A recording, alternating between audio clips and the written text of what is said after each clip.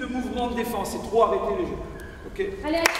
À 40 jours des premiers matchs de la compétition des Jeux des Îles et après une fin de saison très intense, les volleyeuses de la sélection féminine des Jeux des Îles se sont retrouvées le week-end dernier pour le premier d'une longue série d'entraînements. La concentration est à son maximum, les organismes sont fatigués mais le mental est solide. Elles ont encore un peu de la fatigue physique, mais je pense qu'au niveau mental, c'est plus relâché. Donc par rapport à ce groupe, par rapport à ça, il y a eu entre-temps beaucoup des dégâts, des nouvelles, puisqu'on a Inès Bavedin, une bonne nouvelle, a été prise pendant une fac américaine, mais malheureusement, elle ne pourra pas participer aux Jeux des Îles. Ce qui est un gros problème pour l'équipe, parce que quand même, on perd l'un de nos meilleurs éléments. On a eu encore quelques autres arrêts. Annabelle Dany qui arrête pour des raisons professionnelles, ainsi que Audrey Legade. Donc pour l'instant, on est sur un groupe de 13 avec les filles de Métropole, c'est-à-dire Stécie, Myriam Closter et Isa Bourris. Donc il ne me reste qu'exactement 2 filles à enlever pour avoir un effectif de 12. Dans 15 jours, on aura la sélection définitive. Là, pour l'instant, on travaille énormément sur le collectif, puisque pour l'instant, j'ai plein d'individualités, mais on travaille maintenant pour créer une équipe, vu que là, vraiment, il faut qu'on fasse beaucoup d'actions ensemble, beaucoup d'entraînements. On s'entraîne mardi, jeudi et samedi en semaine, jusqu'à le mois de juillet. On aura 3 phases d'internat, 3 jours d'internat avant les Jeux, et avec la possibilité d'être dans le nouveau gymnase de Champfleury à partir du 1er juillet.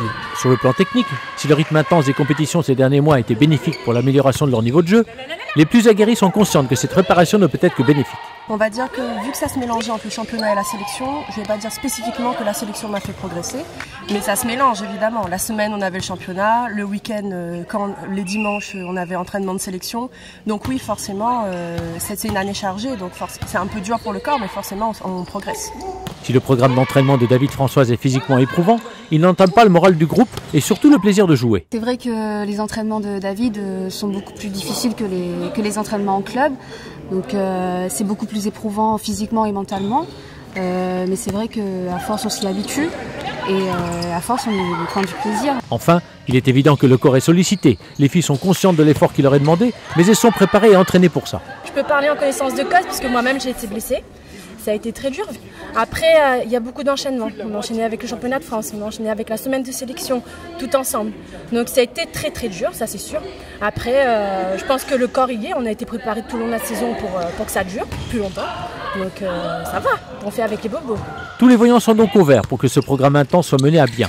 David Françoise a même recours aux garçons pour apporter une difficulté supplémentaire. Les filles sont donc en mode compétition, l'objectif étant la victoire finale. J'ai trouvé le moyen de jouer contre des garçons. Donc on a joué un match hier, on a joué un match aujourd'hui encore. Donc on aura beaucoup de phases qualificatives de jeu. Et donc cette fois-ci, on les entraîne pour la compétition, être bonne en compétition. L'état de santé est bien, on est tout motivé pour tout. C'est que le travail maintenant et on attend impatiemment cette compétition. Et l'arrivée bien sûr de nos 3 joueuses créopolitaines.